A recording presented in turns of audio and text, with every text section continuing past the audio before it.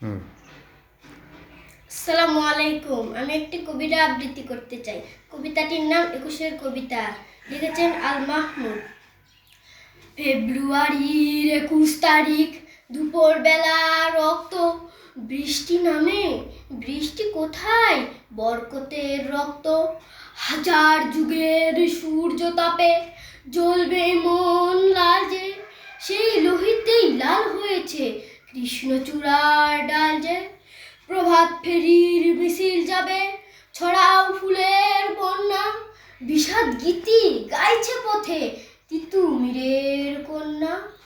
চিনতে নাকি সোনার ছেলে ক্ষুদিরামকে? চিনতে? রুদ্ধশ্বাসে প্রাণ দিল যে মুক্ত বাতাস কিনতে। পাহাড়তলির মরণ চূড়ায় ঝাঁপ দিল যে অগ্নি। ফেব্রুয়ারির শোকের বসন পড়ল তারই ভগ্নি। প্রভাত ফেরি আমায় নেবে সঙ্গে। বাংলা আমার বচন, আমি জন্মেছি এই বঙ্গে। আসসালামু আলাইকুম।